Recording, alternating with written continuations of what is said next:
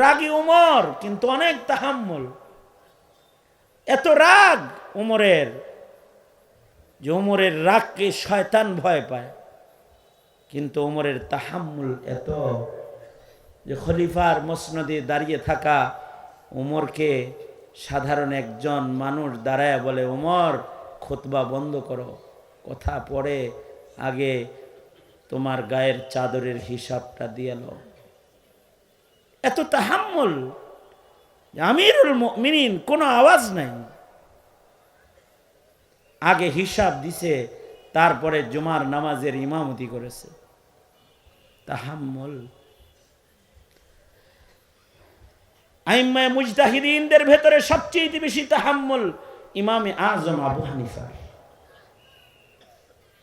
ইমামে আজম আবু হানিফার তাহাম্মুলের কারণে ইমামকে আল্লাহ তাআলা আলাদা মকবুল এবং আলাদা মাকাম দান করেছেন। এক লোক ইমামে আজমের তাহাম্মুল, ধৈর্য, রাগ গুসা মাপতে গেছে, সে ঘুমের টাইমে গেছে। যে ঘুমের টাইমে যায়া ডিস্টার্ব দিব, দেখুন রাগেনি, যদি চেতা যায় তাহলে বুঝবো আল্লাহর কাছে মাহবুব না। ইমামে আজম ঘুমাইতেন জোহর থেকে আসর, কাইলুলার সময়টা ঘুমাইতেন। কারণ আজব ইমামে আজমের ইবাদতের কামাল, যে সুদীর্ঘ 40টা বছর এশার ওযু দিয়া ফজরের নামাজ পড়ছে। 40 বছর এশার ওযু দিয়া ফজর পড়েছে। যে 40 বছর রাতের বেলায় ঘুমায় না, তার ঘুমের টাইম হলো জোহর থেকে আসর। এই লোক জোহরের সময় গেছে ইমামে আজমকে ত্যক্ত বিরক্ত করতে, কেবল চোখটা লাগছে আর দরজায় যায় ডাকতেছে, ইমাম আমি মাসালা জানতে আসছি, নিচে আসো। দোতলায় ঘুমাইতেন নোমান বিন সাবিত, নিচে আসছেন, বলো মাসালা বলো। লোকটা বলে মাসালা ভুলে গেছি। ঠিক আছে, যখন স্মরণ হয় তখন আবার আইসো। ইমাম আবার যায় দোতলায় ঘুমাইছে। এই লোক 20 মিনিট পরে আবার আসছে, ইমাম দরজা খোলো, আসছি, মাসালা বলো। ইমামে আজম জলদি করে দরজা খুলে নিচে নেমেছেন, একটু তাড়াহুড়া করে। লোকটা বলে, এইভাবে মানুষ মানুষের দিকে আসে নাকি? তোমার দিকে সব কথা ভুলে গেছি। ঠিক আছে, তোমার যখন স্মরণ হয় তখন আবার এসো, আল্লাহর বান্দা যাও। নোমান বিন সাবিত আবার যায় ঘুমাইছেন। চক্ষুটা কেবল লাগছে, আর আধা ঘন্টা পরে আবার এসে বলে, ইমাম দরজা খোলো, বলি নাই মাসলা স্মরণ আছে। নোমান বিন সাবিত এবার সামনে এসে বলে, বলো আল্লাহর বান্দা কি মাসালা? মাসালা কইল, পায়খানা কি মিঠা না তিতা এটা জানতে আসছি। ইমামে আজম বলে, পায়খানা যখন ভিজা থাকে তখন তার ভেতরে মিষ্টতা থাকে, যখন শুকায় যায় তখন তিতা হয়ে যায়। এই লোক ইমামে আজমকে চেতানোর জন্য বলে, ইমাম জিব্বাই দিয়ে খায়া টেস্ট করছিল নাকি কখনো? ইমামে আজম ধৈর্যের চরম পরাকাষ্ঠা, সবর আর তাহাম্মুলের শ্রেষ্ঠ দৃষ্টান্ত। ইমাম বলে, আরে আল্লাহর বান্দা, আল্লাহ আকল দিছে, সব কিছু জিব্বা দিয়া টেস্ট করা লাগে না।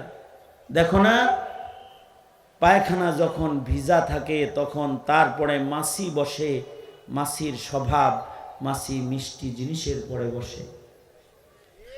আর যখন শুকায়া যায় তখন আর মাছি আয়টায় না, তার মানে তিতা হইছে। তিতা জিনিসের কাছে দাঁড়ায় মাছি আসে না। দেখো না, নিম পাতা রেখা দিলে মাছি আয়। তাহলে শুকাইছে যখন তিতা হয়ে গেছে, ভিজা যখন ছিল তখন মিঠা ছিল। লোকটা ইমামে আজমকে জড়ায়া ধইরা বলে, আজব তোমার তাহাম্মুল শক্তি, তুমি ছাড়া এই জমিনে ইমামে আজমের শান আর কাউকে মানায় না। আল্লাহর রাসূল সাল্লাল্লাহু আলাইহি ওয়াসাল্লাম সাহাবীকে ছোট্ট আলফাজে নসিহা করছেন, লা তাগজাব, রাগ করো না। কথাটা খুব ছোট, কিন্তু এর ভেতরে এক সাগর ইলিম প্রবাহিত। আল্লাহর রাসূল সাল্লাল্লাহু আলাইহি ওয়াসাল্লামের মুখের প্রত্যেকটা কথাই এরকম জামে মানে। এ কারণে আল্লাহর রাসূল বলে, এই আমার উম্মতের কাছে আমার মুখের একটা কথা হইলেও পৌঁছায় দাও। বাল্লিগু আন্নি ওয়ালাউ আয়া, আমার মুখের একটি কথা হলেও আমার উম্মতের কাছে তোমরা পৌঁছাও। নবীজির একটা কথা যদি কারোর কাছে পৌঁছানো হয়, ওটি একটি কথা নয়, ওটি ইলমের একটা সাগর, এক সাগর। যেমন আল্লাহর রাসূল সাল্লাল্লাহু আলাইহি ওয়াসাল্লাম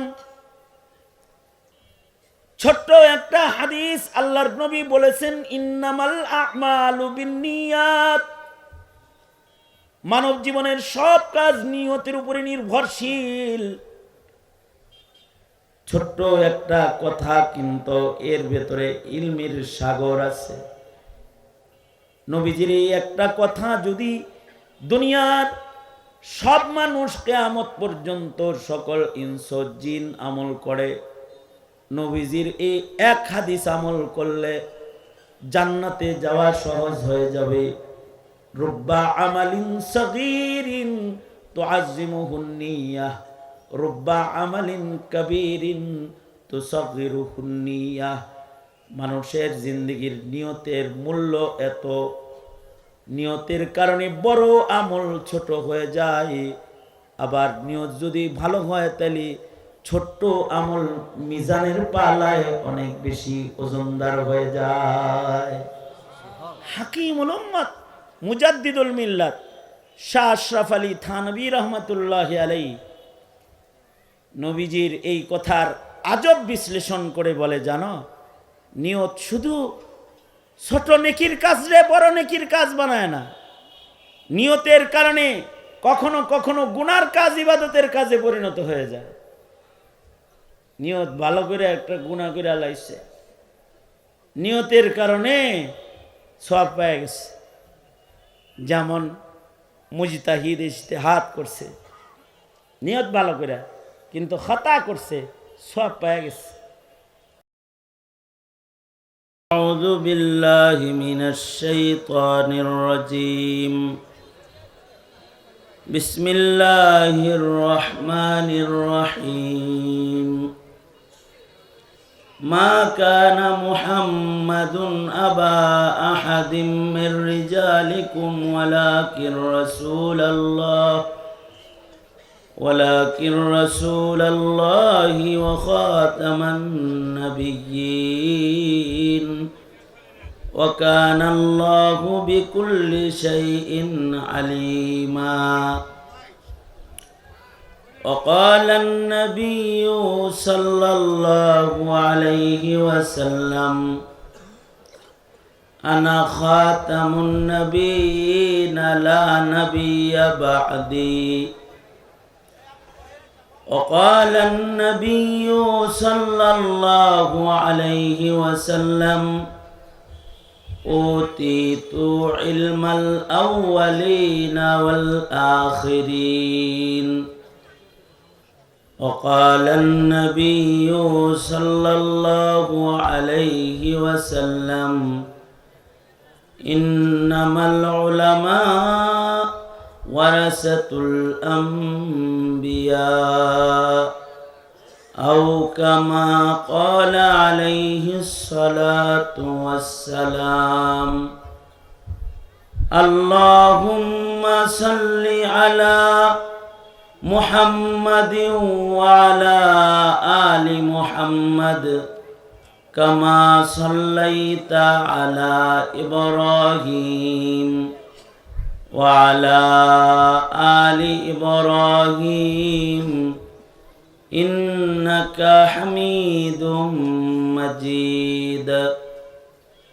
اللهم بارك على محمد وعلى آل محمد كما باركت على إبراهيم وعلى آل إبراهيم إنك حميد مجيد পীর কামিল হযরত মাওলানা হাফিজুল্লাহ রহমতুল্লাহ আলাইহির বাড়ির উদ্যোগে ফয়জুল উলুম হামিউস সুন্নাহ মাদ্রাসা প্রাঙ্গণে আয়োজিত মহতি দোয়া মাহফিল ইসলাহি মাহফিলের মোহতারাম সাদার, মোহতারাম সভাপতি, উপস্থিত হজরত বুজুর্গ উলামায়ে কেরাম, সম্মুখপানে সমবেত দিন প্রিয়, ইসলাম প্রিয়, দিনদার ইমানদার মুমিন মুসলমান ভাইরা, পর্দার আড়াল থেকে আলোচনায় শামিল মা বোনেরা, বিশ্বজগতের মালিক, বিশ্ব প্রতিপালকের বিশ্ব দরবারে কালিমাতুশ শুকর যে মহান রব্বুল আলামিন দয়া করে, মায়া করে, ভালোবেসে রহমতি বরকতি জান্নাতের টুকরা বাগানে উম্মতের ওলামায়ে দ্বীনদের সোহবতে আল্লাহ তাআলা দাওয়াত ও তাবলীগের নিসবতে নেক মজলিসে আমাদের বসার তৌফিক দান করেছেন।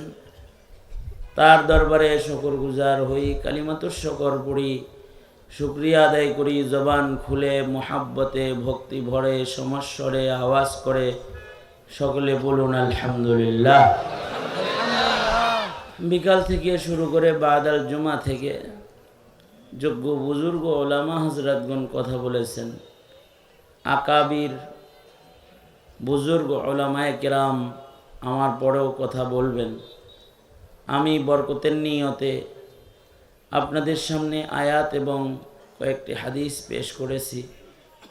এগুলোকে সামনে করে কিছু কথা আপনাদের সামনে তাকরার করার ইরাদা রাখি। আল্লাহ তাআলা কিছু উপকারী কথা আপনাদের কানে পৌঁছানোর তৌফিক দান করেন। আপনারা দোয়া করুন, আমিন আমিন। যুগে যুগে আল্লাহ তাআলা নবী রাসূল প্রেরণ করেছেন। বাবা আদম আলাইহিস সালাতু ওয়াস সালাম থেকে শুরু করে খাতামুন নবিয়্যিন আমাদের নবী মুহাম্মদুর রাসূলুল্লাহ সাল্লাল্লাহু আলাইহি ওয়াসাল্লাম পর্যন্ত যত পয়গম্বর পৃথিবীতে আগমন করেছেন, সকল নবীরা দুই জিনিস নিয়ে আগমন করেছেন। নবীরা তাওহীদ নিয়ে আগমন করেছেন, নবীরা ইলমি দ্বীন নিয়ে আগমন করেছেন। আমাদের নবী আলাইহিস সালাতু ওয়াস সালামও তাওহীদ নিয়ে আগমন করেছেন, ইলমি দ্বীন নিয়ে আগমন করেছেন। এ কারণেই সব নবীর কালিমা ছিল লা ইলাহা ইল্লাল্লাহ, লা ইলাহা ইল্লাল্লাহ। সকল নবীর এলান এটা। আমাদের নবীজিও আগমনের পরে আরব জাতিকে লক্ষ্য করে বলেছিলেন, হে আরবের মানুষ সকল, বলো লা ইলাহা ইল্লাল্লাহ, তোমরা সবাই বলো লা ইলাহা ইল্লাল্লাহ, তুফলিহুন, তোমরা সফল হয়ে যাবে। তাওহীদ নিয়ে, আল্লাহ পাকের মারিফত নিয়ে, আল্লাহ পাকের পরিচয় নিয়ে সকল নবীরা আগমন করেছেন। আল্লাহ ভোলা মানুষদেরকে আল্লাহ চিনাইছেন, বহুত্ববাদে বিশ্বাসী মানুষদেরকে একাত্মবাদ শিখাইছেন, তাওহীদ শিক্ষা দিয়েছেন, এক আল্লাহর একাত্মবাদের এলান শিখাইছেন, লা ইলাহা ইল্লাল্লাহ বলা শিখাইছেন। তাওহীদের কত দাম! যে তাওহীদ উচ্চারণ করবে বিশ্বাসের সাথে, সে আল্লাহর জান্নাতে প্রবেশ করবে। আর এই উম্মতের যারা, উম্মতে মুহাম্মদী যারা তাওহীদ উচ্চারণকারী, একাত্মবাদ উচ্চারণকারী বিশ্বাসের সাথে, এদেরকে তো আল্লাহ তাআলা এত বড় জান্নাত দান করবেন। সবার ছোট জান্নাতটা তাওহীদবাদী যে মুমিনকে আল্লাহ তাআলা দান করবেন, তার জান্নাতটা হবে এমন পৃথিবীর 10 পৃথিবীর সমান। একাত্মবাদের এলানকারীকে আল্লাহ তাআলা এত পছন্দ করেন। যারা একাত্মবাদের এলানকারী, তাদেরকে আল্লাহ তাআলা আমল কম হইলেও বাহানা করে করে মাফ করবেন, বাহানা করে করে ক্ষমা করে দিবেন। হাদিসে আছে দুই মুমিন একাত্মবাদের আলানকারী দুই মুমিনকে আল্লাহ তাআলা নেকি কম হওয়ার কারণে তাদের বলবেন যাও দোজখে চলে যাও, তো দুজন দোজখে রওনা করবে। হাদিসে আছে যে একজন দোজখের দিকে যাইতে থাকবে আর আল্লাহর দিকে ফিরা ফিরা চাইতে থাকবে, তাকাইতে থাকবে। আল্লাহ তাআলা তাকে ডাকবেন, বলবেন তুমি ফিরে ফিরে চাও কেন? সে বলবে আল্লাহ, আলেমদের মুখে শুনেছি আপনি মহান দয়ালু, বারবার আপনার দিকে তাকাই, যদি আপনার দয়া পাই, আপনি যদি আমায় মাফ করে দেন এই জন্যে তাকাই। আল্লাহ বলবেন যে তোমার আমার রহমতের উপরে এত আস্থা, যাও জাহান্নামে তোমাকে ফেলা যায় না, তোমাকে জান্নাত দিয়ে দিল। তাওহীদে বিশ্বাসী মুমিনের এত দাম।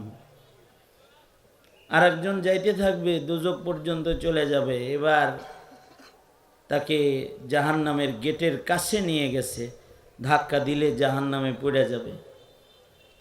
জাহান্নামে ফেলার আগেই আল্লাহ তাআলা এই মুমিনকেও ডাকবেন, ডেকে বলবেন বান্দা তোমার সাথের জন আমার দিকে বারবার তাকাইল, যেতে বললাম চলে গেলা, একটু তাকাইলাও না।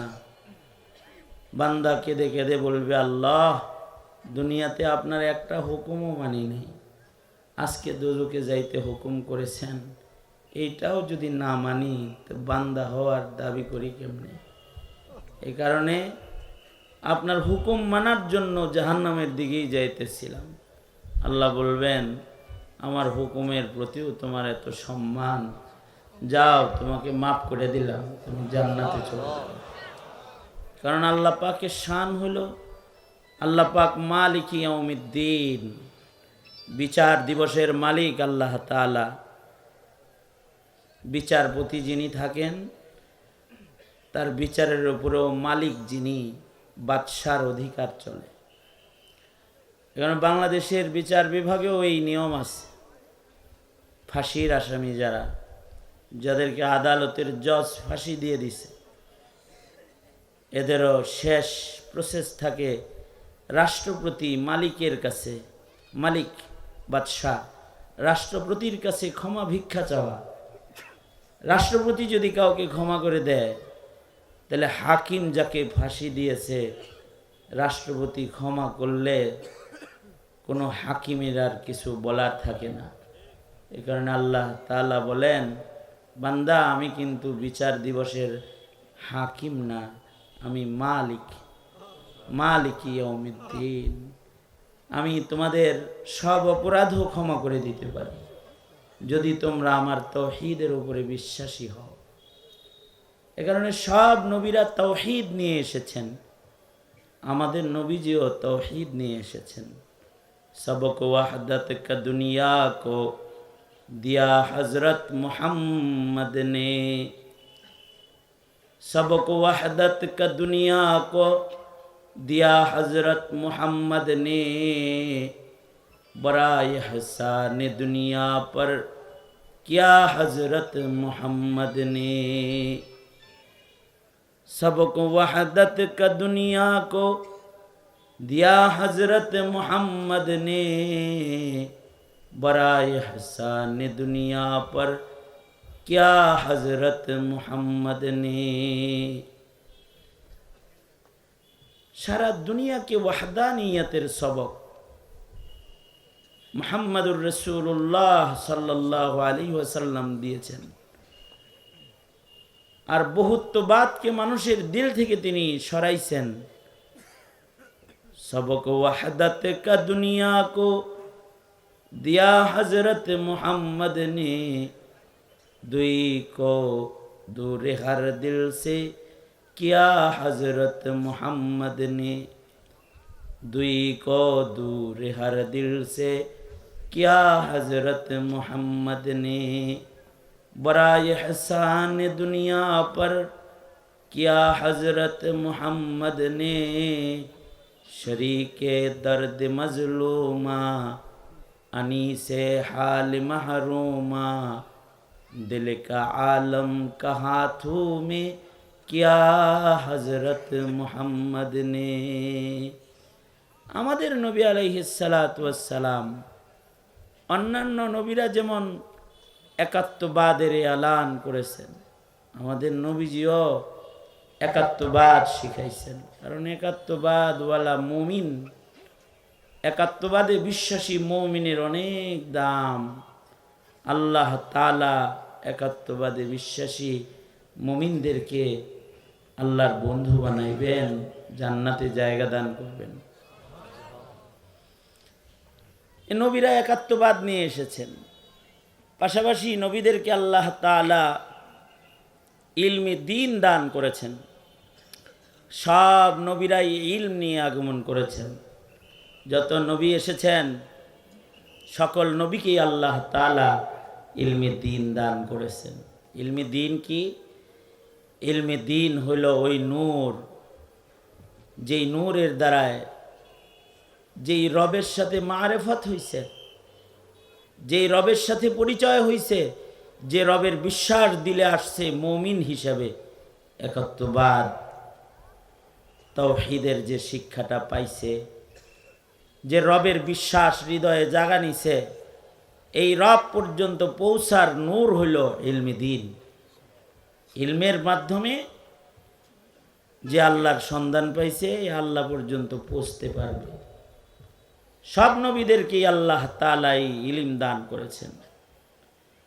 আমাদের নবীজিকেও আল্লাহ তাআলা ইলম দান করেছেন। আমাদের নবী যেহেতু শেষ নবী এবং শ্রেষ্ঠ নবী, আমাদের নবী আলাইহিস সালাতু ওয়াস সালামকে আল্লাহ তাআলা শ্রেষ্ঠ ইলম দান করছেন। ইলমের ভেতরে শ্রেষ্ঠ ইলম আল্লাহ তাআলা আমাদের নবীজিকে দান করেছেন। শ্রেষ্ঠ নবী, তাই শ্রেষ্ঠ ইলম শ্রেষ্ঠ নবীকে দান করা হয়েছে। আমাদের নবীজির ইলম আয়তনেও বেশি, কামিয়াত কাইফিয়াত দুটোটাই আলী। আমাদের নবীজিকে যে ইলম দেওয়া হয়েছে এটার পরিমাণ কীরকম? সকল নবীর সব ইলম একদিকে রাখলেও আমাদের নবীজির একার ইলমের সমান হবে না। আমাদের নবীজি বলেন, জানো আমারে আল্লাহ কত ইলম দান করেছে?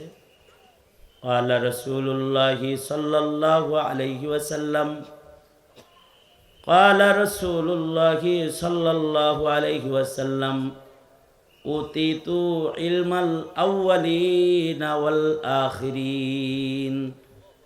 আল্লাহর নবী বলেন যে আমাকে আল্লাহ ইলম দিয়েছে, এটা হলো কেমন জানো? আউয়ালিন আখিরিনের সব ইলম আল্লাহ তাআলা আমাকে দান করেছে। অর্থাৎ আমাদের নবীকে আল্লাহ তাআলা সর্বোচ্চ ইলম দান করেছেন। আমাদের নবীর একার ইলম যদি একদিকে রাখা হয়, সব নবীর সব ইলম ধইরা যদি আর একদিকে রাখা হয়, আমাদের নবীজির একার ইলমের ওজন বেশি হয়ে যাবে। আউয়ালিন ও আখিরিনের সব ইলম আল্লাহ মুহাম্মাদুর রাসূলুল্লাহ সাল্লাল্লাহু আলাইহি ওয়াসাল্লামকে দান করেছেন।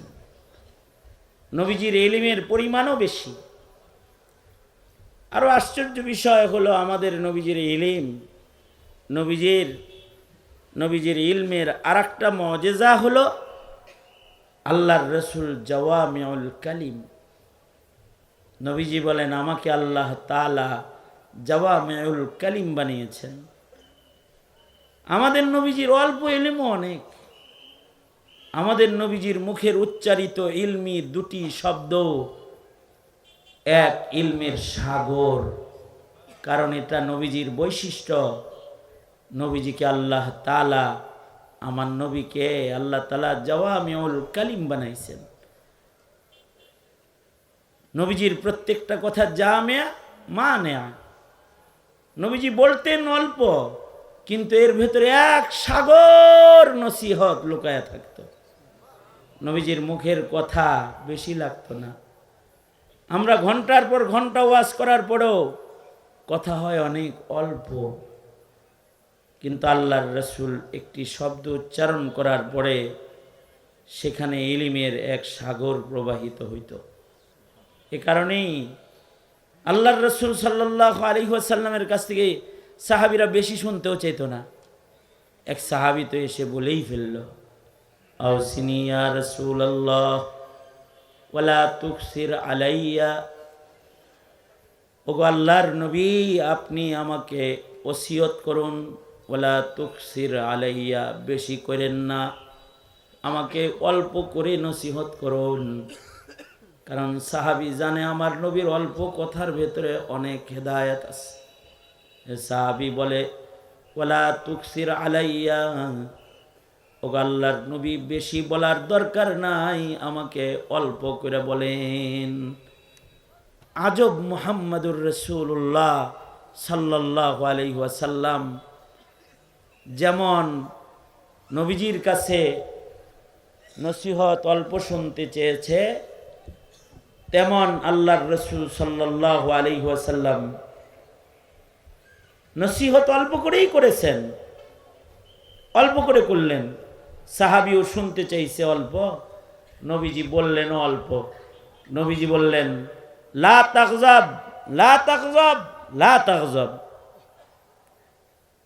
সাহাবী তৃপ্ত হয়ে বিদায় নিয়ে চলে গেল। আজব সরওয়ারে দু আলম নবীর নসিহা, লা তাগজাব।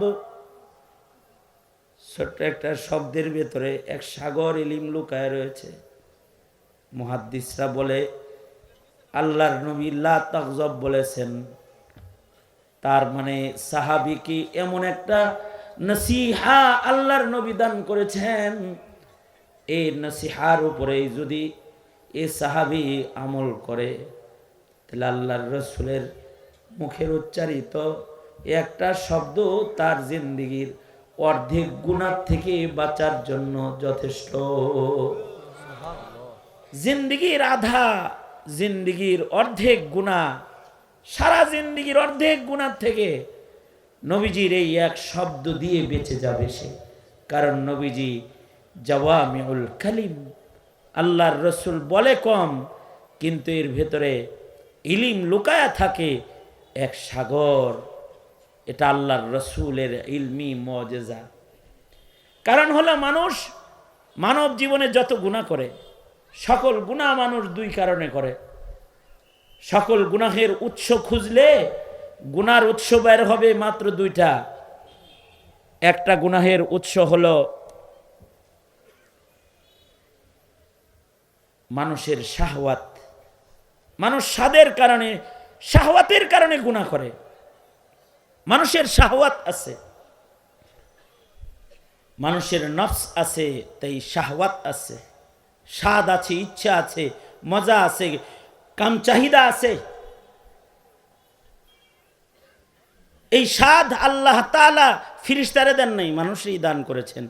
ফাআলহামাহা ফুজুরাহা ওয়া তাকওয়াহা। মানুষ এই স্বাদের কারণে জীবনের অর্ধেক গুনাহ করে,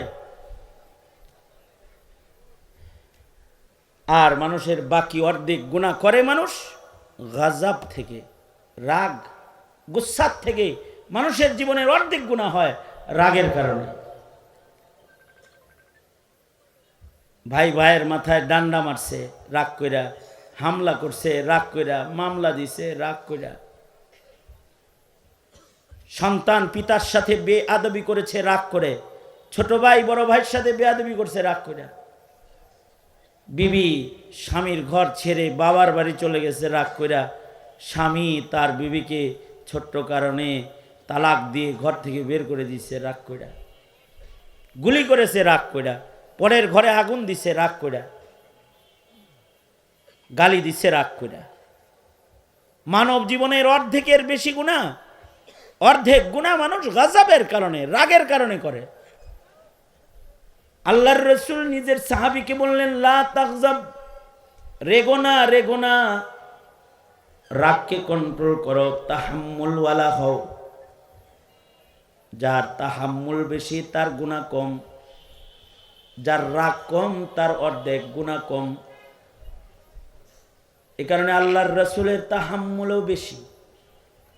সারা দুনিয়ার সব নবীর তাহাম্মুল যদি একদিকে রাখা হয়, আর সরওয়ারে দো আলম নবী মুহাম্মাদুর রাসূলুল্লাহ সাল্লাল্লাহু আলাইহি ওয়াসাল্লামের তাহাম্মুল যদি আর একদিকে রাখা হয়, আল্লাহর রাসূলের তাহাম্মুল বেশি।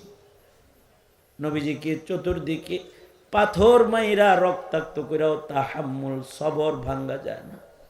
আল্লাহর রাসূলকে দেশ থেকে দেশান্তর করেও নবীর সবর আর তাহাম্মুল ভাঙ্গা যায় না। আল্লাহর রাসূলকে আল্লাহ তাআলা তাহাম্মুল দান। তাহাম্মুল অনেক দামি তাহাম্মুল। সকল নবীর তাহাম্মুল একত্রিত করলেও আল্লাহর রাসূলের তাহাম্মুলের বরাবর হবে না। এ কারণে আমাদের আকাবির বুজুর্গদেরও তাহাম্মুল বেশি। সাহাবায়ে কেরামের তাহাম্মুল বেশি ছিল, আইম্মায়ে মুজতাহিদিনদের তাহাম্মুল বেশি ছিল, মুহাদ্দিসিন ওলিয়ে কেরাম বুজুর্গানে দিন তাদের ধৈর্য তাহাম্মুল অনেক শানদার এক তাহাম্মুল। তাদের নিয়ত ভালো করে মিথ্যা কথা কইছে, দুই ভাইকে মিলানোর জন্য মিথ্যা কথা বলছে। মিথ্যা তো আকবারুল কাবায়ের, মিথ্যা আকবারুল কাবায়ের। বড় কবিরা গুনার লিস্টের বড় একটি কবিরা গুনাহ হলো মিথ্যাচার, যা উম্মুল মাআসি। মিথ্যার পেট থেকে বহু পাপের জন্ম হয়। এটা অন্য গুনার মা, মিথ্যা কথা। কিন্তু এই মিথ্যাও নেক নিয়তে কইছে আর কি। মসজিদের উত্তর পাশে নামাজ পড়ে আব্দুর রহমান, আর দক্ষিণ পাশে নামাজ পড়ে আব্দুর রহিম। দুইটা একটা আর একটারে দেখতে পারে না, একটা আর একটার চোখের কাটা। ইমাম সাহেব দুইজনের কাছে দুইটা মিছা কথা কইছে। একজনের কাছে যায় কয়, হেরে তো আপনি দেখতে পারেন না তাই না? কয় মানে করে দেখলে শরীর জ্বলে আমার, দেখেন না? ও উত্তরে থাকলে আমি দক্ষিণে থাকি। কয় কিন্তু সে কিন্তু আপনার খুব ভক্ত। আপনি তো দেখেন না, কিন্তু সে কিন্তু আপনার ভক্ত। সে কয় কি মানুষের কাছে জানেন যে এই মসজিদে কেউ তাকবীর ওলার নামাজ পড়ার মুসল্লি থাকলে আমার ভাই খালাতো ভাই আব্দুর রহিমই আছে, ওর লগে আমার ঝগড়া তাই কি? হ্যাঁ, আমার গুণ বলে সে। আসলে গুণটা ইমাম সাহেব নিজেই বানায় কইছে। কারণ ইমাম সাহেব তো সব মুসল্লির গুণ জানে, দোষ জানে। আব্দুর রহমানের লগে দেখা হয়েছে, কয় কি ব্যাপার আব্দুর রহিম যে আপনার লগে পিটিস পিটিস করলো, কি করলো? কেন আপনার তো হের লগে ঝগড়া না? হ্যাঁ ঝগড়া মানে কি বদনাম করছে কন্ত দেখি, কি কইছে আমার ব্যাপারে? না আপনার ব্যাপারে কোনো কথা তো বলে নাই, তবে আপনার একটা গুণ বলছে। মসজিদে একমাত্র মুসল্লি আপনি, সবার আগে মসজিদে ঢুকেন আর সবার পরে মসজিদ থেকে বাইর হন, আল্লাহর সাথে আপনার প্রেমটা ভালো, এটা বলছে। আসলে কয় নাই। ইমাম সাহেবই তাদের এই গুণগুলো দেখে একজনার গুণ আরেকজনার হাওয়ালায় আরেকজনার কাছে বর্ণনা করেছে। দেখতে তো অসত্য, কিন্তু এই দুই কথার কারণে দক্ষিণ আর উত্তরের মুসল্লি ইমামের পিছনে দুইজন একসাথে দাঁড়ান শুরু করছে। দুইজনের ভেতরে মুসাফা মুআনাকা শুরু হয়েছে। আদাওয়াত দোস্তির দ্বারায় পরিবর্তন হয়ে গেছে। শব্দ তো ছিল মিথ্যাচার, কিন্তু নিয়ত ভালো হওয়ার কারণে মিছা কথায় নেকি জমা হয়ে গেছে। কারণ দুইজনের গ্যাঞ্জাম মিটায় দিলে মহান আল্লাহ অনেক খুশি হয়, আর যদি দুইজনের ভেতরে গ্যাঞ্জাম লাগায় তাহলে মহান আল্লাহ অনেক নারাজ হয়। এ কারণে চগলখোর জান্নাতে যাবে না। দুইজনের ভেতরে মোহাব্বত আল্লাহ তাআলা দেখে খুশি হয়, আর দুইজনের ভেতরে দূরত্ব দেখলে মহান আল্লাহ নারাজ হয়। এ কারণেই এক ভাই যদি আর এক ভাইয়ের সাথে 3 দিন বিনা কারণে কোনো কথা না কয়, 3 দিনের পরেও যদি জিনিসটা জারি রয়, তো তার নেক আমলগুলা আকাশে যাওয়া বন্ধ হয়ে যায়, মহান আল্লাহ নারাজ হয়ে যায়। আর যদি দুইজনের ভেতরে মোহাব্বত পয়দা হয়, যদি কেউ কারোর ভেতরে মোহাব্বত পয়দা করে তো মহান আল্লাহ খুশি হয়ে যায়। এ কারণে আল্লাহর রাসূল দুইজনার ভেতরে ঝগড়া দেখলে এটা মিটানোর জন্য পেরেশান হয়ে যাইতেন। একবার নবীজির কাছে,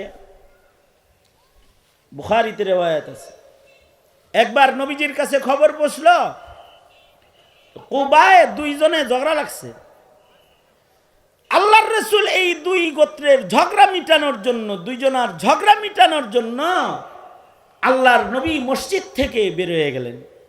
যাওয়ার সময় আল্লাহর রাসূল বেলালকে ডেকে বলে গেলেন, বেলাল, আমি কাজ্জা থামাইবার লেগে যাইতাছি, ঝগড়া বিবাদ থামামো, বিচার সালিশ করবো, দেরি হইতে পারে। যদি দেরি হয় আর যদি জোহরের ওয়াক্ত হয়ে যায় তুমি আজান দিয়ে দিও, আর আমি আসতে না পারলে আবু বকরকে বলল আবু বকর যেন নামাজটা পড়াইয়া দেয়। আল্লাহর নবী এইটা বইলা চলে গেলেন। সত্যই আল্লাহর রাসূল ঝগড়া মিটাইতে যায় লম্বা সময় লেগে গেছে। এদিক দিয়া জোহরের আজানের রক্ত হয়ে গেছে, হযরত বেলাল আজান দিয়ে দিছে। বেলাল আজান হেঁকেছে, মুসল্লিরা নামাজে আইছে, কিন্তু মসজিদে আল্লাহর রাসূল নেই। সাহাবীরা তো নবীরে না পাইলে অস্থির হয়ে যেত, নবীজির সামান্য সময় না দেখলে পেরেশান হয়ে যেত। একবার আল্লাহর রাসূল সাল্লাল্লাহু আলাইহি ওয়াসাল্লাম রে খুঁজে পাইতেছে না, সাহাবায়ে কেরাম পেরেশান হয়ে গেছে। হযরত আবু হুরায়রা বলেন, আমিও এত পেরেশান হইছি নবীজিকে না পাইয়া, যে নবীজিরে খোঁজার লেগে পাগল হইয়া মসজিদ থেকে বাইরে হয়ে গেছে। যাইতে যাইতে খবর পাইছি যে আল্লাহর রাসূল এই বাগানের ভিতরে আছে। বাগানের গেট দিয়ে ভিতরে ঢুকলে নবীরে দেখতে দেরি হইব, এ কারণে গেট দিয়ে যাওয়ার যেহেতু দেরি হয়ে যাবে নবীর সামনে যাইতে, এ কারণে দেয়ালের নিচ দিয়া যে পানি আসার নালা, এ পানির ভেতর দিয়ে হামাগুড়ি দিয়ে দিয়া আমি ভিজা আল্লাহর রাসূলের সামনে যায় দাঁড়ায় গেছি। আল্লাহর রাসূল বলেন, আবু হুরায়রা তুমি আসছো কেন? কয় আমি খালি আহি নাই, সব আইতাছে, আপনারে দেখেন আর সব পাগল হয়ে গেছে। সবাই আসতেছি, বাগানের দিকে ছুটে আসতেছে। আল্লাহর রাসূল বললেন, আবু হুরায়রা নাও, এই যে আমার এই জুতাটা লও, এটা হলো দলিল তোমার জন্য। এই জুতাটা লইয়া সামনে যাও, যারা আসতেছে তাদেরকে সবাইকে খবর দিয়ে দাও, মান ক্বালা লা ইলাহা ইল্লাল্লাহ দাখালাল জান্নাহ, যে বলবে লা ইলাহা ইল্লাল্লাহ সে আল্লাহর জান্নাতে যাবে। কথাটা আমার পক্ষ থেকে তুমি সবার কাছে পৌঁছায় দাও। কথাটা যে আমার পক্ষ থেকে তুমি ঘোষণা দেওয়ার জন্য যাইতেছ, প্রমাণ হিসেবে আমার নালাইন জুতা লয়ে যাও। হযরত আবু হুরায়রা নবীর নির্দেশে জুতা লয়া দৌড়ায়া যাইতেছে, আর যাইতে হযরত ওমরের সাথে দেখা হয়ে গেছে। সবার আগে দেখা হয়েছে হযরত ওমরের লাগে। কই যাও? কয় নবী বলছে দেখেন না জুতা আল্লাহর রাসূলের, নবী বলছেন যারা বলবে লা ইলাহা ইল্লাল্লাহ, তৌহিদের এত দাম, সব জান্নাতে যাইব গা। হযরত ওমর বলে পিছে যা, পিছে যা বলতেছি, পিছে যা, ওইদিকে যেতে পিছনে যা। না না, নবী বলছে বলতে আমনে থামান। হযরত ওমর ধাক্কা দিছে, তাও যায় না। এরপরেও আল্লাহর রাসূল জুতা দিছে দেখেন না, এটা কইতে কইছে তো আল্লাহর রাসূল। হযরত ওমর বুকের ভিতরে একটা ঘুষি মারছে, যা পিছনে যা। হযরত আবু হুরায়রা কাঁদতে কাঁদতে আল্লাহর রাসূলের কাছে গেছে, যায় বলে সরকার গো, আপনার ওমরে আমারে ঘুষি মারছে, আপনার কথাটা বলতে যাইতেছি, হ্যাঁ আমারে মারলো, কি করলো? এর ভেতরে হযরত ওমর খাড়া। হযরত ওমরকে আল্লাহর নবী বলে, ওমর মারছো নাকি? ইচ্ছা মতো দিছি একটা। কি লেগা মারছ? এই যে আপনি যা কইছেন এটা বলতে যাইতেছে। আমি তো বলতে যাইতেছি, তো মারছো কি লেগা? বলছেন সব ঠিক আছে, কিন্তু কথা সত্য, কিন্তু এখন মদিনায় এ কথাটা বলা যাইব না। যদি কথাটা বলি তাহলে বন্যামি বেড়ে দিব। যারা কালমা পড়ছে এরা নামাজ ছেড়ে দিবে, যারা কালেমাওয়ালা তারা মনে করবে যে জান্নাতে যেতে নামাজ রোজা লাগে না, তারা সব নামাজ ছাইরা দিয়া বয়ে থাকবো। দুর্বল ইমানদার যারা আছে তারা, সুতরাং মদিনায় সব পাক্কা পাক্কা ইমানদার না, কিছু তো দুর্বল ইমানদারও আছে। এই কথাটা এখন বলার দরকার নাই। হযরত উমর এই কথা বললে আল্লাহর রাসূল বলে হ্যাঁ ঠিকই বলছে, উমর ঠিকই বলছে। একটু আগে আল্লাহর রাসূল বলল যে যা বলে দা, এখন কয় উমর ঠিকই বলছে। মুহাদ্দিসরা বলে আল্লাহর রাসূল যখন হযরত আবু হুরায়রাকে যেতে বলেছে, তখন আল্লাহর রাসূল রহমতে ঢাকা অবস্থায় আল্লাহ পাকের এত কাছে ছিল যে আল্লাহর দয়াগুলা দেখতেছিল। আল্লাহ তাআলা যেন কোনো কালেমাওয়ালাকে দোজখেই ফেলবে না, এমন রহমত দেখতেছিল। আর এবার হযরত উমর আসছে, পরে একটু হায়াল হইছে না। আর এছাড়াও উমর তো মুহাদ্দাস, উমরের হৃদয়েও আল্লাহর কথা আল্লাহ ঢালে, হাবিব রে দিয়া বলায়, উমর রে দিয়া ঠেলায়, ধাক্কায়, ফিরায়। কারণ উমরের হৃদয়েও আল্লাহর কথা আল্লাহ তাআলা ঢেলে দেন উমর মেজাজে ওহী। এ কারণেই আল্লাহর রাসূল বলেছেন লাউ কানা বাদি নবিয়্যুন লাকানা উমর, আমার পরে কেউ নবী হইলে উমরকে আল্লাহ নবী বানাইতো। আল্লাহু আকবার কবীরা। তার মানে হলো কেউ আর নবী হবে না, উমরই যেহেতু নবী হয় নাই, কাদিয়ানি নবী হওয়ার কোনো সুযোগ চান্স নাই। উমরই তো নবী হয় নাই, আর নবীর দরকারও নাই। কারণ আল্লাহর রাসূলকে আল্লাহ তাআলা এমন ইলম দান করেছেন যে ইলম জাওয়ামিউল কালিম। এবং আশ্চর্য, আল্লাহ তাআলা তার হাবিবকে শেষ নবী বানাইছেন। শেষ নবী বানায় নবীজির ইলমকে হিফাজতের জিম্মাদারি মহান আল্লাহ নিজে গ্রহণ করেছেন। পৃথিবীতে কোন নবীর ইলম আল্লাহ তাআলা হিফাজত করেন নাই।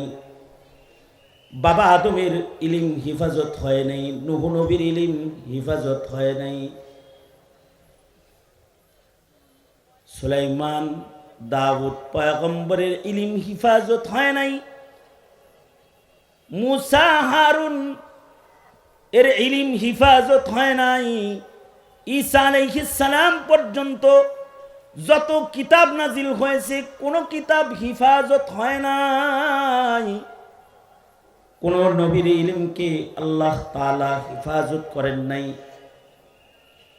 কিন্তু আমার নবীর উপরে অবতীর্ণ ইলম আল্লাহ তাআলা হিফাজতের জিম্মাদার হয়েছেন। আল্লাহ বলেন ইন্না নাহনু নাযালনা যিকরা ওয়া ইন্না লাহু লাহাফিজুন। আমি আমার বন্ধুকে কিতাব দান করেছি, এ কোরআন আমি নাজিল করেছি। নবীর উপরে অবতীর্ণ এ কোরআন ইলম, এটার হিফাজত করার জিম্মাদারি আমি আল্লাহ আমার কুদরতি হাতে রেখেছি। দুনিয়ার জমিন থেকে ইলম মিটানোর ক্ষমতা পৃথিবীর কোনো অপশক্তির নাই, কারণ এর হিফাজত করনে ওয়ালা স্বয়ং আল্লাহ। আল্লাহ তাআলা এটার হিফাজত করবেন। নবী আলাইহিস সালাতু ওয়াস সালামের ইলম, জাওয়ামিউল কালিম নবীর ইলম হিফাজত করবেন আল্লাহ তাআলা। মিছা কথা উম্মুল মাআসি, কিন্তু আল্লাহর রাসূলের বক্তব্য হলো ইন্নামাল আমালু বিন্নিয়াত, নিয়ত ভালো করে মিথ্যা কথা বললে পরে গুনাহ নাই। কারণ দুইজনের কার্য মিটাইছে, মিথ্যা কথা নিয়ত ভালো ছিল, আর এটার মূল্য আল্লাহর রাসূলের কাছেও ছিল। এ কারণেই আল্লাহর রাসূল দুইজনের ঝগড়া মিটাইতে নামাজ পড়ান বাদ দিয়ে চলে গেছে। আল্লাহর রসুল কুবায় চলে গেছেন, ঝগড়া মিটাইতেছেন, নবীজি আসে না। এদিক দিয়ে নামাজে রক্ত হয়ে গেছে, বেলাল আজান দিয়েও দিচ্ছে, সাহাবীর আয়া পড়ছে, নবীজি মসজিদে নাই, সব অস্থির হয়ে গেছে। হজরত বেলাল বলে, অস্থিরতা করে লাভ নাই, নবী বলে গেছে নামাজ পড়াইতে। কে পড়াবে? আবু বকর পড়াবে। নবীজি বলেছে আবু বকরকে পড়াইতে। আবু বকর যান, আপনি নামাজ পড়াইয়া দেন। আবু বকর হযরত ওমরের দিকে চেয়ে কয়, আপনি পড়ান।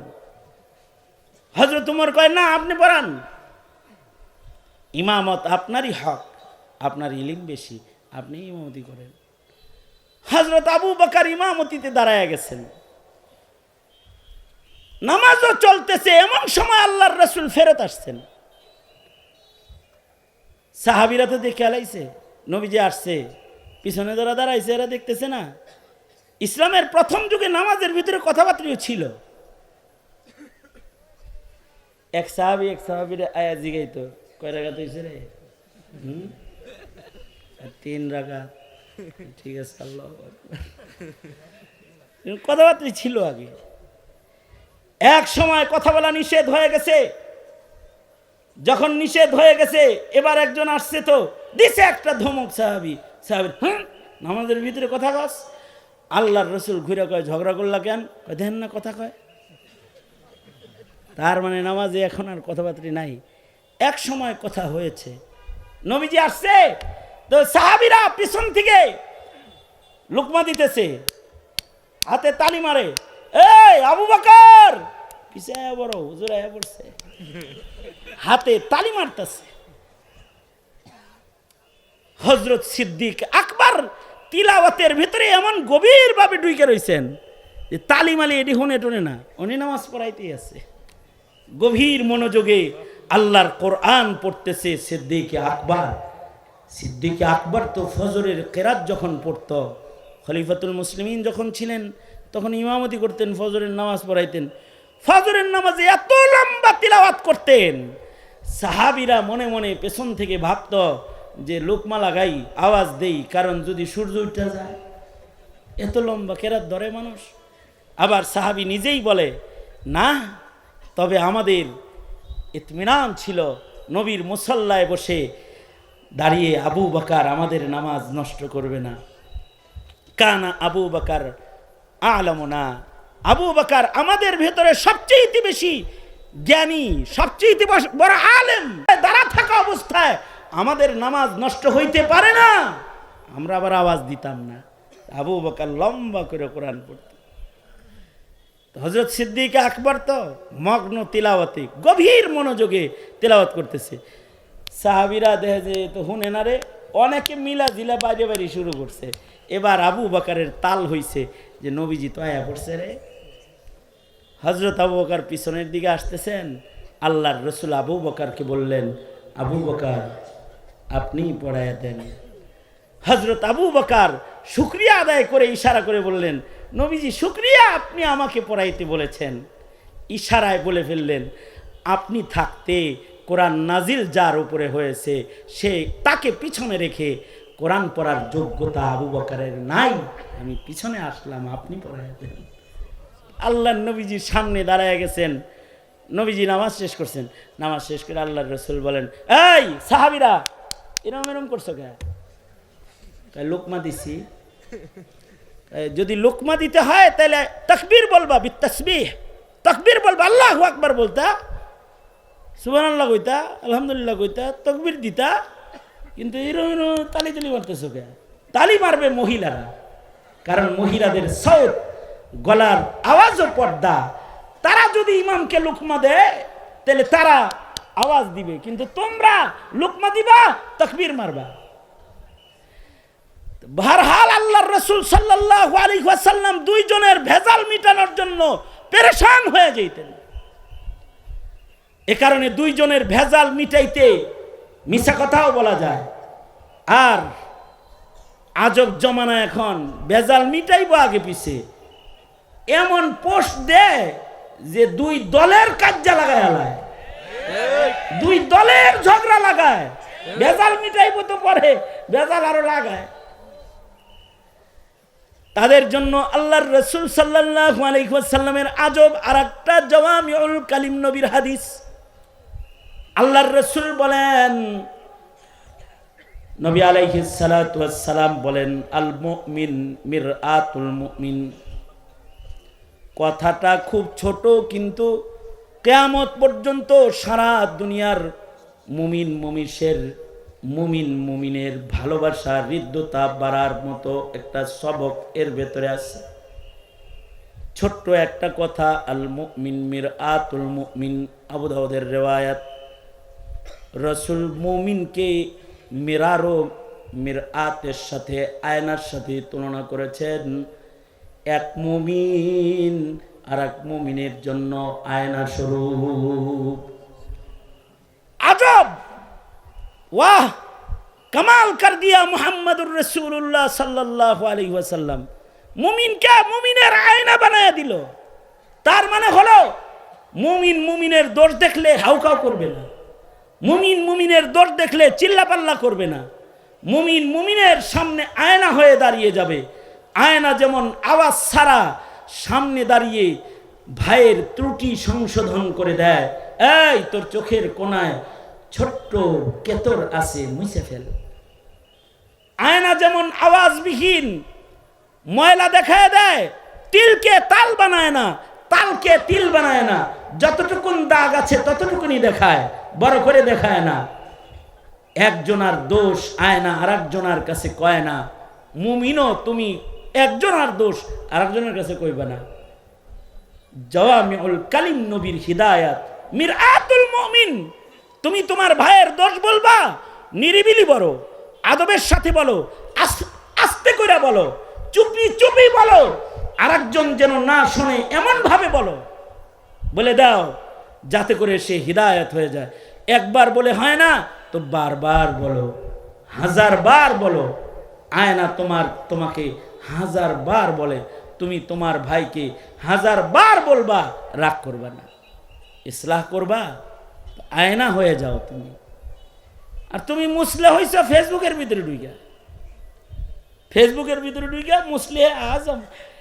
কারোর দোষ দেখেছে, এটা রাত 12টার সময় পোস্ট লেখে, সুন্দর সুন্দর তরজমাতুল বাপ কায়েম করে পোস্ট লেখে জাতির কাছে অন্যের দোষ সরবরাহ করেছ, প্রচার করেছ। ময়দানে মাহশারে আল্লাহর আদালতে দাঁড়ানোর জন্য রেডি থাকো। সেদিন তোমার দোষ আল্লাহ তাআলা খুলবেন, সেদিন তোমার আমলনামার পাতাকে আল্লাহ তাআলা একটা একটা করে উল্টাবেন। আর যদি তুমি তোমার ভাইয়ের দোষ গোপন করে থাকো, তাহলে তুমি যদি আয়না হয়ে যেয়ে থাকো, তাহলে তোমার একটা পুরস্কারও আছে। আল্লাহর রাসূল বলেন, ভাই ভাইয়ের দোষ গোপন করলে আল্লাহ তাআলা ময়দানে মাহশারে, একটা দোষ গোপন করেছে দুনিয়াতে, ময়দানে মাহশারে আল্লাহ তার 70টা দোষ গোপন করে ফেলবে। ছোট্ট একটা কথা, নবীজি আরেকটা ছোট্ট কথা বলেছেন, উদাহরণ। আল্লাহর রাসূল বললেন যে কুল্লু মুসকিরিন হারাম। 1500 বছর আগে আল্লাহর রাসূল বলেছেন কুল্লু মুসকিরিন হারাম।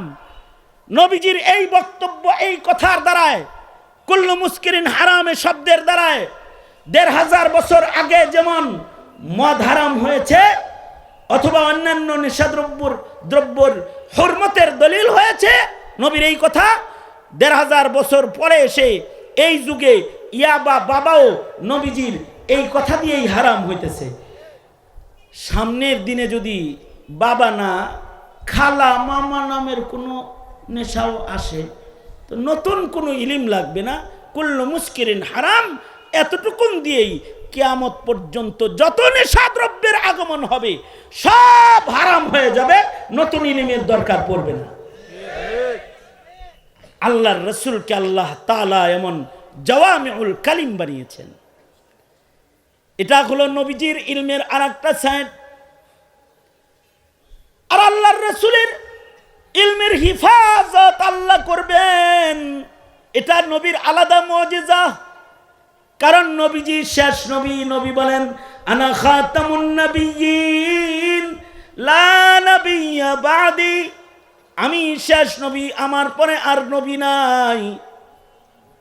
কিয়ামত পর্যন্ত নতুন কোন নবীর আগমন ঘটবে না। তবে কিয়ামত পর্যন্ত নবীর উম্মতের মধ্যে নবীর ইলমকে মহান আল্লাহ হিফাজত করবে, এটা নবীর মুজিজা। কোরআন যেমন কিয়ামত পর্যন্ত হিফাজত হবে, হাদিসও এরকম কিয়ামত পর্যন্ত হিফাজত হবে। কোরআন হাদিসের আমানত হিফাজতের জিম্মাদার স্বয়ং আল্লাহ। আল্লাহ তাআলা আল্লাহর মনোনীত বান্দাদের দ্বারা নবীর আমানত ইলম কোরআন হাদিসকে মহান আল্লাহ হেফাজত করবেন কিয়ামত পর্যন্ত। নবী আর আসবে না বটে, কিন্তু যাদের মাধ্যমে নবীর ইলম হিফাজত হবে তারা নবী নয় বটে, কিন্তু আল্লাহর রাসূল বলেন তারা নায়েবে নবী। ইন্নামাল উলামা ওয়ারাসাতুল আম্বিয়া। নবী আর আসবে না, কিন্তু নায়েবে নবী আলেম আসবে। আলেমরা নায়েবে নবী, তাদের দ্বারা ইলম হিফাজত হবে। মনে রাখতে হবে, সাধারণ পাবলিকের কাছে সুস্পষ্ট দুই একটা কথা, তার ভেতরে একটা কথা হলো মনে চাইলেই মোল্লা হওয়া যায় না। মৌলবী আল্লাহ বানায়, আলেম নিজের ইচ্ছায় হওয়া যায় না। আল্লাহ যাকে আলেম বানায় সে আলেম হয়, নিজের ইচ্ছায় হাফেজ হওয়া যায় না। আল্লাহ যার কলব মনোনীত করে তার সিনায় কোরআন ঢুকে। 7 বছর 8 বছর লেখাপড়া করার পরে 5 পারা মুখস্থ করতে পারে না, আল্লাহ দেয় না, তাই হয় না। 5 পারা পড়েও সেটা ভুল্লা যায়, কিন্তু আল্লাহ যারে দেয় তাকে 5 বছর লাগে না, মাত্র 49 দিনে নোয়াখালীর ছেলে গোটা 30 পারা কোরআন মুখস্থ করেছে। তার হৃদয়ে কোরআনকে নিজের হাতে কলম দিয়া লিখেছেন একজন। বুঝে থাকলে মুজাহিদের আওয়াজে আওয়াজ করে বলুন, তিনি কে? আল্লাহ লিখেছেন। দুনিয়ার ইলম নিজের ইচ্ছায় অর্জন করা যায়, কিন্তু নবীর ইলম কোরআন সুন্নাহ এটা কে পাবে, এর চয়ন, এর নির্ধারণ, নির্বাচনকারী একজন। আওয়াজ করে বলুন, তিনি কে? আরো জোরে আওয়াজ করে বলেন, তিনি কে? আল্লাহ। আল্লাহ যাকে ইলম দেয় সে ইলম পায়। এ কারণেই আল্লাহ যার নাম হাফেজের খাতায় লেখে সে হাফেজ হয়, আল্লাহ যার নাম মুহাদ্দিসের খাতায় লেখে সে মুহাদ্দিস হয়, আল্লাহ যার নাম ফকিহের খাতায় লেখে সে ফকিহ হয়। আল্লাহ যার নাম লেখে না সে মাদ্রাসার বারান্দা দিয়ে ঘুরে কিন্তু ইলম পায় না। এটা আল্লাহর দান, আল্লাহ দিলে সে পেয়ে যায়। ইলম তো আল্লাহ পাকের নূর, আল্লাহ যাকে দেন সে পায়। এ কারণে কলবের ভিতরে ইলম ঢুকে যায়, কলবের ভিতরে ইলম আল্লাহ লেখা ফেলায়, কোরআন কলবে লেখা ফেলায়। কাগজ লাগে না, কলম লাগে না, ছাপাখানা লাগে না, খোদার হাতে, খোদার বান্দার কলবের ভেতরে আল্লাহ নিজের কুদরতি কলমে লেখে রেখে আল্লাহ তাআলা হিফাজত করে। অল্প সময়েও হিফাজত হয়। ইমামে আজম আবু হানিফা রহমতুল্লাহ আলাইহি আজব ইমাম ছিলেন, আজব হাফেজ কোরআন ছিলেন। কিরকম আজব হাফেজ কোরআন ছিলেন ইমামে আজম আবু হানিফা রহমতুল্লাহ আলাইহি? ইমামে আজম আবু হানিফা রহমতুল্লাহ আলাইহি এইরকম হাফেজ কোরআন ছিলেন যে তিনি 2 রাকাত নামাজে গোটা কোরআন মজিদ 2 রাকাত নামাজে এক রাতে খতম করে ফেলতেন। সুবহানাল্লাহি ওয়া বিহামদি। 2 রাকাত নামাজে। এরকম হাফেজ সাহেব, ইমাম সাহেব মসজিদে এশার পরে কখনো কখনো নামাজে দাঁড়িয়ে যেতেন। মুয়াজ্জিন বুঝালাইতো সূরা বাকারা থেকে শুরু করছে, আজকে পুরা রাত কোরআন তেলাওয়াত হবে। মুয়াজ্জিন আস্তে করে মসজিদের দরজা চাপায়া দিয়ে চলে যেত। ফজরের আজান দিতে মুয়াজ্জিন মসজিদে এসে দেখত এশার পরে নু'মানকে যেমন দাঁড়ানো দেখা গেছে ফজরের আগ দিয়ে নু'মান চায় নামাজে, ঠিক তেমনই আল্লাহর আদালতে দাঁড়ায় রয়েছে। কিন্তু আশ্চর্য হালাত, এশার পরে সূরাতুল বাকারার তেলাওয়াত শোনা গেছে, আর এখন আম্মা পাড়ার ছোট ছোট তেলাওয়াত হইতেছে। তার মানে নু'মান আজ রাতে 2 রাকাতে 1 খতম কোরআন পড়ে ফেলেছে, 1 খতম পড়েছে। এমনকি জীবনে 2-1 বার না বারবার হতো। 2 রাকাত নামাজে তিনি কোরআন পড়তেন। আজব হাফিজুল কোরআন। ওনার সামনে ছাত্র যারা আসতো তাদেরকে হাফেজ হইতে উদ্বুদ্ধ করতেন। ইমাম মুহাম্মদ রহমতুল্লাহি আলাইহি ইমামে আজম আবু হানিফার দরসে এসে বসেছেন। ইমাম আজম বলে, মুহাম্মদ কোরআন শরীফ কি মুখস্থ আসেনি? আগে হাফেজ হয়ে ক্লাসে বসো তো স্যার, আমার কথা বুঝতে না, যাও চলে যাও। নিজের দর্শ থেকে ইমাম মুহাম্মদকে ইমামে আজম আবু হানিফা উঠায় দিয়েছেন। আশ্চর্য, ইমাম মুহাম্মদ রহমতুল্লাহের যাকাওয়াত উস্তাদের কাছ থেকে উঠে চলে গেছেন। মাত্র 7 দিন পরে আবার এসে নোমান বিন সাবিতের সামনে ইমাম মুহাম্মদ ছাত্র হয়ে আবার বসে গেছেন। ইমামে আজম ইমাম মুহাম্মদ কি বলে, মুহাম্মদ বলছি না হাফেজ না হয়ে ক্লাসে বসবো না, আবার আইসো কি লাগিন? ইমামে মুহাম্মদ বলে, উস্তাদজি আপনার শর্ত পুরা করেই বসেছি, শুধু হাফেজ হইছি তা না, এই 7 দিনের ভেতরে আবার মারে এক খতম বিনা লোকমায় শোনায়া তারপরে মার কাছে পরীক্ষা দিয়ে পাশ করে তারপরে এসে বসছি। তার মানে 7 দিনের মাথায় একটা মানুষের কলবের ভেতরে 30 পারা কোরআন অঙ্কিত হয়েছে। ইমাম মুহাম্মদ জমানার জবরদস্ত একজন আলেম ছিলেন, জবরদস্ত মুজতাহিদ ছিলেন। ওনার লেখা সিয়ারে সাগীর সিয়ারে কবির পড়ার পরে উম্মতের জমিনের আলেমরা বলেছে, কোরআনের পরে আল্লাহ তাআলা যদি নতুন কোনো কিতাব নাজিল করতেন তাহলে আল্লাহ তাআলা ইমাম মুহাম্মদ ইবনে হাসান আশ-শাইবানির ভাষায় আসমানের কিতাব নাজিল করতেন। কারণ আল্লাহ তাআলা তাকে আলাদা ইলমি যোগ্যতা আলাদা করে দান করেছেন, যে তার জবান কিতাব নাজিল করার উপযুক্ত জবান। ইলমি কামাল এরকম ছিল। এই কারণেই আমাদের আকাবিরদের কেউ কেউ নবীজির টোটাল হাদিস মুখস্থ করে ফেলছে। শামসুদ্দিন জাহাবি, হাফিজ ইবনুল হাজার আসকালানি, ওনার ব্যাপারে আনোয়ার শাহ কাশ্মীরি বলতেন হাফিজুদ দুনিয়া, দুনিয়ায় যত ইলিম আছে সব ইলিম ইবনুল হাজারের মুখস্থ আছে। একজনের সিনার ভিতরে সব ইলিম ব্যক্তির অর্জন নয়, এটা আল্লাহর দান। আল্লাহ যাকে দেয় তার সিনাকে ইলম দিয়া আল্লাহ তাআলা সুসজ্জিত করে দেয়। এই কারণেই আলেমের এত দাম। আলেমের সিনার ভিতরে ইলম আছে বিদায় আলেমের দাম। পাবলিক আর আলেম এক সমান নয়। পাবলিকের কাছে ইলম নাই, আলেমের কাছে ইলম আছে। আলেমের কাছে ইলম আছে তাই তারা নায়েবে নবী। আলেমের কাছে ইলম আছে বিধায়ী আলেম কবরের আযাব দেখতে পায়, হাসরের বিচার দেখতে পায়, জান্নাত দেখতে পায়, জাহান্নাম দেখতে পায়, আল্লাহর জালাল দেখতে পায়। তার কাছে ইলম আছে বিধায় সে হালাল আর হারাম দেখতে পায়। এ কারণেই আলেমদের মর্যাদা আলাদা। আলেমরা বেজ্জতি হওয়ার কোনো পাত্র না। আলেমদেরকে অ্যাভয়েড করা যায় না, আলেমদেরকে ইত্তিবা করতে হয়। আলেমরা ইলমের সম্মানে তারা আল্লাহর কাছে দামি। তাদের সিনাকে আল্লাহ ইলমের জন্য সংরক্ষিত করেছেন, নির্বাচন করেছেন। বিধায় এই আলেমের এত সম্মান আছে যে তার ঘুমের দাম সাধারণের ইবাদতের চেয়ে বেশি।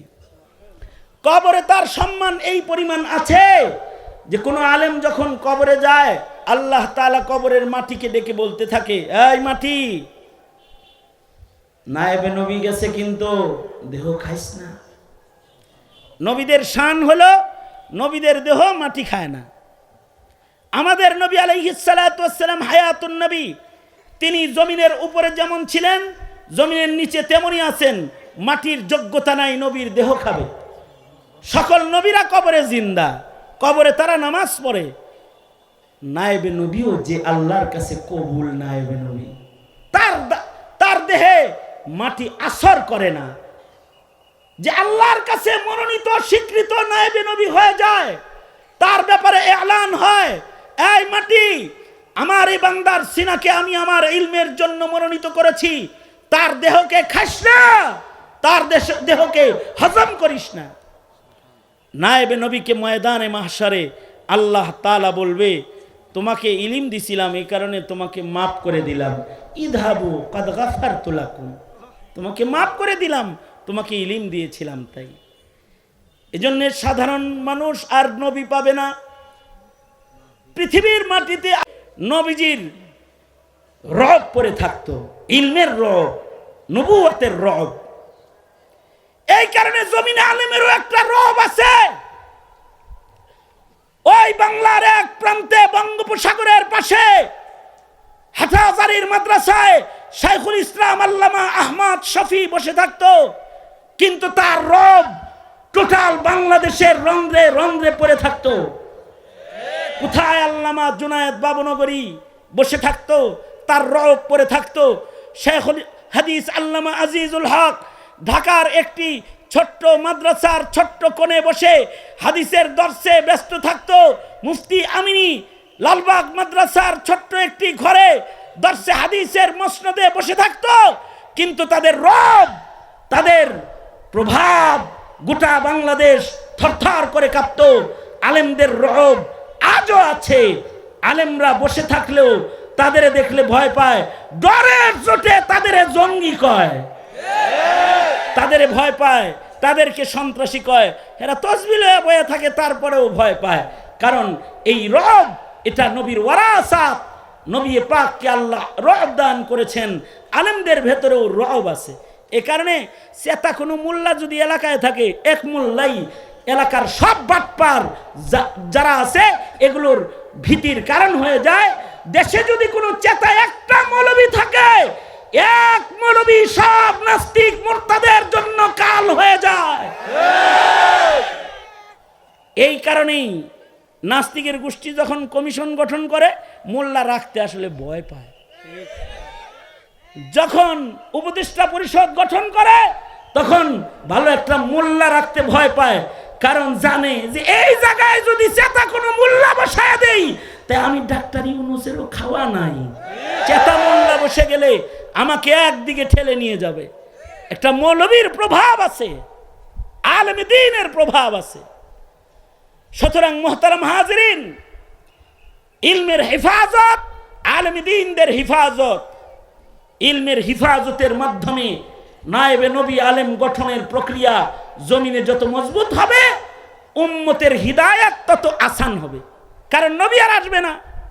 ইলমের হেফাজতের মাধ্যমে, নবীর নায়েবদের মাধ্যমে জমিনে দ্বীনের হেফাজত হবে। সুতরাং আমার জিজ্ঞাসা হলো, নবী তো আর আসবে না, আপনারা সবাই আলেমদের সাথে আছেন তো ইনশাআল্লাহ? আলেম উলামা যেখানে, আলেম উলামা যেখানে, এক হাত আছেন না দুনো হাত আছেন? দুনো হাত আছেন তো? আলেম উলামা যেখানে, আলেম নাই যেখানে, কোরআন হাদিস যেখানে, কোরআন হাদিস নাই যেখানে, যেই তবলিগে মৌলবী নাই ওই তবলিগে আমরা নাই, যেই খানকায় মৌলবী নাই ওই খানকায় আমরা নাই, যেই রাজনীতিতে আলেমের সমর্থন নাই, লাথি মারি ওই রাজনীতির কপালে। ঠিক কিনা? জোরে আওয়াজ করে চিল্লায় জোরে বলে। যেই রাজনীতিতে আলেমের সমর্থন নাই, ওই রাজনীতিতে 17 কোটি মুসলমান নাই। ঠিক কিনা? জোরে আওয়াজ করে বলেন। কারণ যেই রাজনীতিতে আলেম নাই, ওখানে আছে নাস্তিক, ওখানে আছে মুরগিচোরা শাহরিয়ার, ওখানে আছে হাসানুল হক ইনু, ওখানে আছে বেয়াদবের গোষ্ঠী, বেয়াদবের গোষ্ঠী।